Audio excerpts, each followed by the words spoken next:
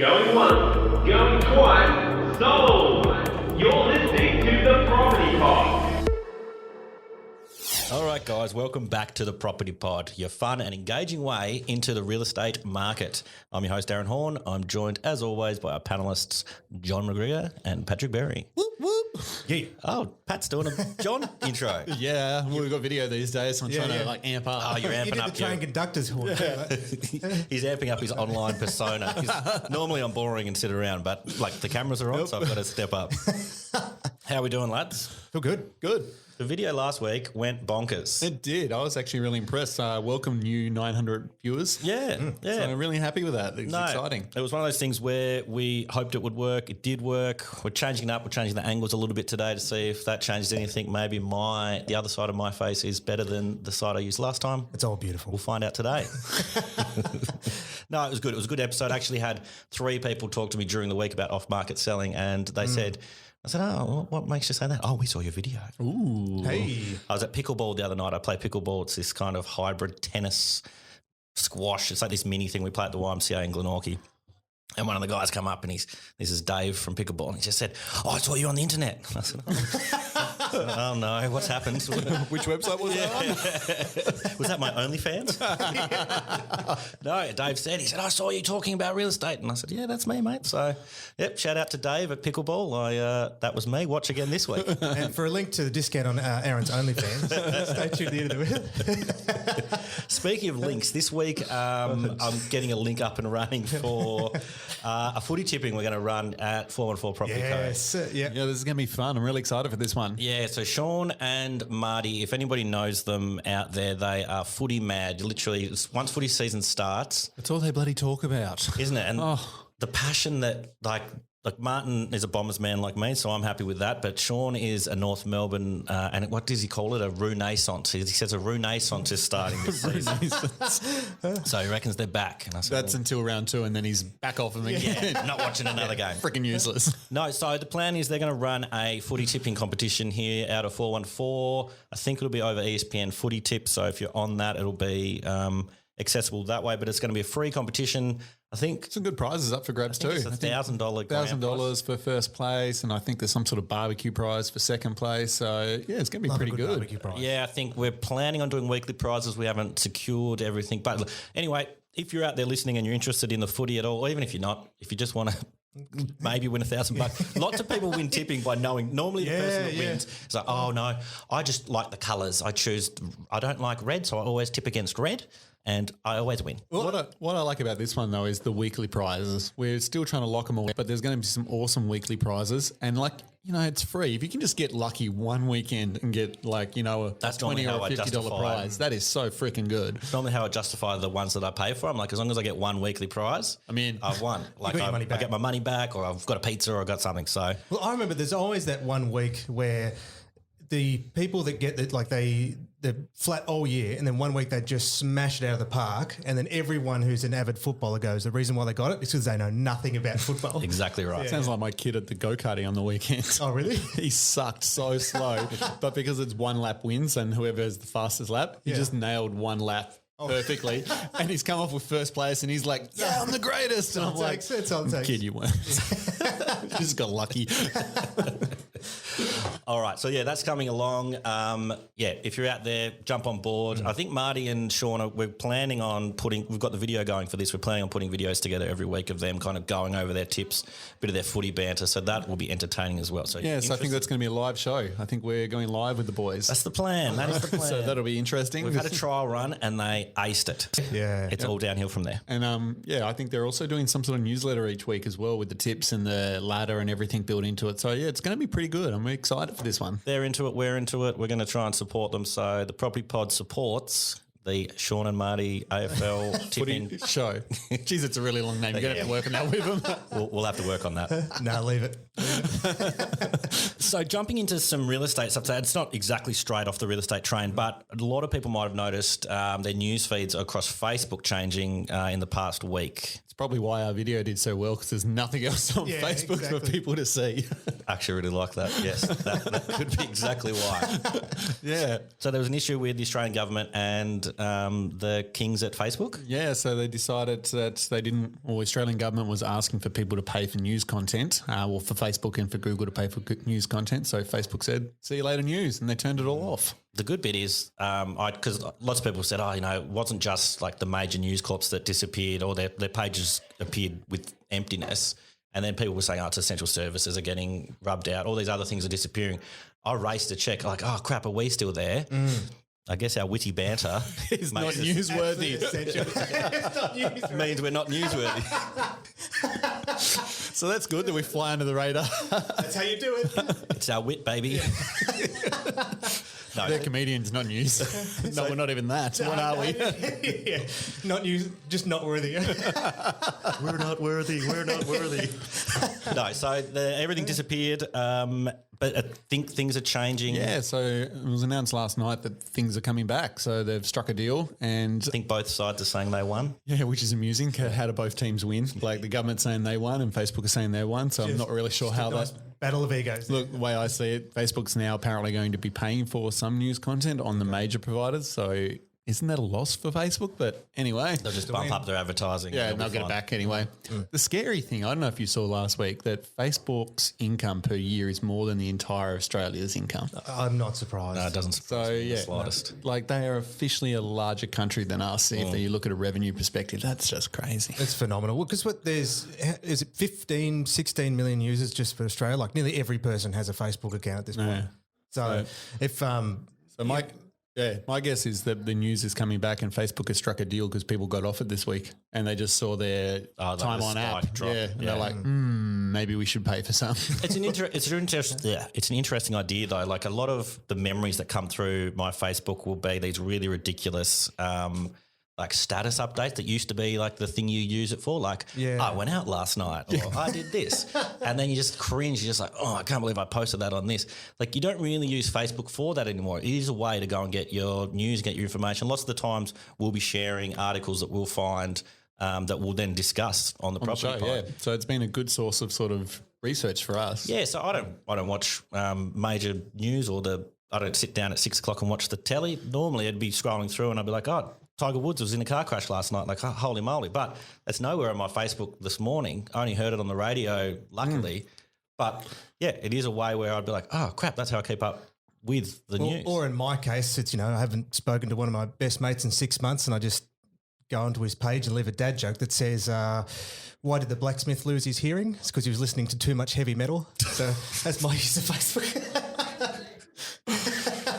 Thanks for that input, John. So that'll show up 10 years from now as a memory. All right. So jumping from there, we were able to find an article from Jared Bevan. We just had to go old school and actually go to a website. Indeed. So we found one about investors, and it's questioning it's saying investors have fled the property market. Will they return? Bum, bum, bum. Well, I think that's an element where a lot of people have had that. We've discussed this a couple of times, thinking, is it all the investors that are bumping up the property prices? And it seems that just isn't the case at the moment because 90% are locals with the purchases in Tasmania specifically. And like I was referring, is that as a result of the prices increasing so rapidly at the moment, that's putting a real downward pressure on rental yield. So the return the investor gets is not as big as it used to be. That's right. Like they're saying in this article, 43% drop over the last 3 years. Yet you ask any local why they can't buy a house, and it's because investors from the mainland are buying all the properties. Yeah. But it's clearly not the case. Yeah, we really have a bad idea of guessing statistics. It's all that subjective element of what we think is happening just isn't happening. So I know so where then that's interesting is if people are taking a little bit, like a bit more of a professional approach to it where they're not considering, and Simon Presley talked about this a couple of times, where don't think you need to invest in your own backyard all the time. Enable yourself to think outside the square and invest in other states. So obviously it seems to be that a lot of that investor money now is starting to, they're purchasing in other regional centres quite possibly because those rental yields are a lot better than Tasmania, which certainly wasn't the case, 3, 4, 5, 6 years ago.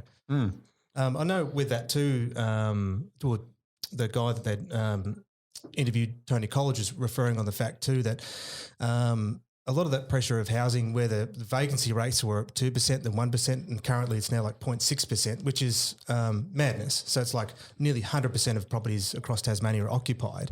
And it obviously that is primarily as a result of population growth and not available housing, with housing not being able to keep up with it. So it's an impossible situation to fix again until fundamentally More houses are built. Yeah. That's what it comes down to. Absolutely. But Too many people love this state. Well, I was chatting with a couple we've got a block of land listed up at Bimbar Road in Glenorchy, and they're from England originally and then been living in Western Australia. And she wanted to move across about 3-4 years ago, which was really frustrating because it would have been much easier to buy a property at that time. But it's that same thing where now everyone speaks highly of Tasmania, and so do Tasmanians. And that just never used to be the case 10, 15, 20 years ago. It's like its identity now has been really discovered and probably really acknowledged. And it's just, I just can't see that ever going backwards at this point, if that makes sense. Yeah, well, you'd hope not. Not in this current climate of, the safety of being this tiny little island state that has, clean air and all the things we've discussed previously. Yeah. We've got art and culture now, the idea of being able to work remotely and not having to travel to these major centres. Like a mate of mine was working, he still works in Victoria. He was working in Geelong and he was meant to be in the CBD. So what was happening was he was 2 hours away from the city of essentially anyway. So we negotiated, said, can I work from Hobart? I still do exactly the same thing. I'm still only 2 hours away if I ever really have to come back over. And they're like, yeah, that'll work. Yeah, absolutely. So, why not? We've got a beautiful opportunity to be down here and let's go for it. Well, I'm probably just going to go against my own self, which was bad statistics on not knowing you're talking about TikTok statistics. But I actually hadn't thought about it till just now, where the last few properties that we've sold were interstate investors. And then most of the conversations now that I'm having with investors are those that are either local or long-term intending to move into Tasmania. So they're buying now with the intention of moving into it at a later date. Yeah, or that they're wanting they'd like having their portfolio where they live. And one of them specifically was a gentleman, he's a builder working in Western Australia in the mines at the moment. But for him, because he's in a position to be able to move, and then as those investments become vacant as he moves here, he'll be able to do all the renovations and add capital value himself. So for him, even though he could say, look, well, there's better, immediate yields available. For him, he wants to be here so he can physically do that work on the property, which is sort of a concept that I hadn't really thought about. But that does make sense because he'll be able to build much more leverage into that property by using his own hands at at much cheaper cost. And chasing the immediate rental return yield is not what's most important to him, but obviously the long-term capital growth and what he can build into it is. So I suppose when it comes to this idea of considering your investment plan, is like Simon talked about, is try and take your emotions out of it and really play on the numbers and work to a plan rather than just buying out of a mode of fear of missing out. So what are you calling Johnny? He's saying they're coming back or they're leaving? Yeah, no, we've kind of got both sides of the coin. Now you're sitting on the fence, mate. You've got to make a call. Right? Exactly. Well, for me, it doesn't really matter, does it? The point is stick to your plan, which is sort of there was another, and that was where a friend of mine asked me about this recently. He's like, how much should I pay for this investment property, or when's the best time to buy and sell property? Well, usually it's, the best time to buy and sell property is when you need to buy and sell property, fundamentally. But when it comes to that investment perspective is, if you can try, I said to him, try and avoid this fear of missing out where you're emotionally going to buy a property because you think you're at risk of losing. And if it stacks up with your numbers for an investment, well, then it's fine. Like then you're buying and selling in any market. So, that's a really good fence sitting act. So good. So, look, it looks like investors are in the state, they're out of the state. It's kind of a very interesting little kind of conundrum that we're in here because there's so many people trying to buy, whether they be homeowners or investors. It's hard to say what is right for anyone. Yeah, absolutely. Well, one of the story that I'd like to touch on, because we'll reach out this week to see if we can get a building inspector on, because it's one topic we haven't really deep dived We into. keep saying every week, let's get a building So inspector. Let's make sure we make some calls right after we finish this, because a friend of mine reached out and he's interested in purchasing a property where the first contract withdrew as a result of an unfavourable building inspection. So there was much more work that is required to be done to Just for clarification here, when you're saying withdrew, are you meaning generally the building inspection will say like we will accept $5,000, $3,000, a certain amount of money worth of damages or something that in the contract is. You know what I'm trying to say? Yeah. So can you explain that to our listeners? In Tasmania, with the standard form of contract, they call it a defect limit. That's it. That's the word I'm looking for. You set a limit. Let's just say, $10,000 is a good example. And then if the clause describes that should the inspection report find damages, so that could be anything from, it used to be in the old contract plumbing, electrical, structural, roofing defects, but now it's anything. So it could be a loose cupboard handle, it could be a tear in the carpet. But defects. Water damage under the house, roofing iron. That's it. And should those defects, cost more than the defect limit? So, all right, to rectify those damages might cost $15,000. Yep. We've got a $10,000 defect. On that basis, you can then choose to withdraw from the contract. Yes. Or I'll often say to clients, well, look, come back to the party and we'll renegotiate. Yep. Because sometimes then after renegotiation it doesn't become an issue, but sometimes you come to agreements where things can be fixed and the deal moves forward. Sure. So in this particular case though, he's looking at a property where a building inspection is available. Now in most states that would be pretty commonplace, but in Tasmania it's very rare that people will, a vendor will prepare a building inspection report for purchasers to see. And that was available because the first contract on the house, the buyers chose to withdraw because the defects accumulated to about $30,000, $35,000 worth of damage. And so he came to me asking, okay, now I've got this information. Is it a good thing to move ahead with the property? Should I buy it? How do I negotiate it? What does this mean? And my advice to him primarily was, look, if this is a house that you really like, your only real logical step at this point is to say, if you don't know what this stuff means, is to engage a couple of different professionals who can give you advice on exactly what that is going to cost to repair. Yep. Because, one of them was, inadequate drainage. The water was getting underneath the house. So it's okay. If you don't know how to fix it, you're going to need to find someone who does. And so with that, if the agent and the owner has enough patience to say, look, I am very, very interested, but I do need to get some professional advice on that, and with them, they'll be able to give them some specific quotes on how much it's going to cost to repair. From there, then you could have confidence in going into the negotiation and saying, look, I understand you're asking, let's just say, I can't remember what the price was, but $500,000. Bearing in mind that might make sense in today's market if the house was perfect. Now I have some specific details that that's going to be sunken costs to me because it's not going to add capital value. This is just fixing the place. Yep, to get it back to worth its $500,000, for example. Would you consider an offer of X, for example? And so he's like, yep, that makes sense. And he's go off, I'm going to go do that because obviously the next question is people are asking, why has the house been on the market for so long? Well, we had that case up at that property at Eastern Avenue that was one of the hardest property I've ever sold. We had 68 private inspections plus open homes because unfortunately it was a house with a lot of defects. And finally we did find the investors knew they had all the information. They could see the potential and, we finally were able to get a deal together on pretty much that exact process. Yep. And so on that then all parties saw that the deal was fair based on, real tangible evidence to show that it's not just we're plucking an arbitrary number out of the sky.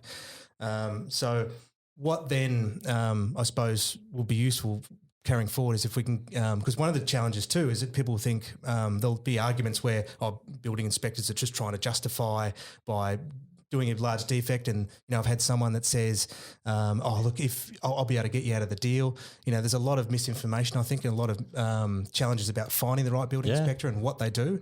So, if you guys know some, let's reach out. Let's talk to someone. Done. You've already sent an email. What John was talking. Thank you, mate. Well, you have plenty of time. I knew you could buy you enough time. It's just like my old English teacher used to do if she didn't want to teach anymore. She'd just get me to extend whatever verbal presentation we had to do. So was that Mrs. White? That was Mrs. White. Yeah. Shout out. Shout out to Mrs. White, Mrs. Sue White. What a champion. Well, because we had another case where one of our clients came to us they'd purchased a property from interstate, and they engaged a building inspector who found a lot of defects on this property, but wasn't able to assist them in providing a estimate cost of repair. And without an estimate cost of repair, they couldn't activate that Cancellation clause. So in essence, that building inspection was useless to them in terms of the contract. So we had to give them another building inspector to assist them in the process in order for them to be able to withdraw from the contract. So I think it was a case where they probably chased cheap fees versus actual good professional advice. Well, I think the time now is to get someone in to properly explain the process for us, and so that we can get everyone to understand what their rights are, what they can and can't do with a building inspection, and what the purpose of one is. Yeah, exactly. Well, even if this little rant of mine serves as nothing else to keep your eyes peeled for the next episode, there it is. Cliffhanger. I like it. Awesome, guys. Well, it has been a hoot. It's always good to be back on the cams. Shout out to my man Dave at Pickleball again. Hopefully you're watching. Hey, Dave. The whole video. And Mrs. White. And Mrs. White. And get on board the 414 Property Co. footy tipping competition. Watch this space. Sounds good. All right, guys. See you guys. See ya. Bye. You have been listening to The Property Pod, recorded and edited by 414 Media House in conjunction with 414 Property Co. This podcast is general information only, and the thoughts and views expressed is the opinion of our panel, and listeners should always seek then use their own investigation into any topic we discuss to ensure they fully understand their own situation. It does not constitute and should not be relied on as purchasing, selling, financial or investment advice or recommendations, express or implied, and it should not be used as an invitation to take up any agent or investment services. No investment decision or activity should be undertaken on the basis of this information without first seeking qualified and professional advice.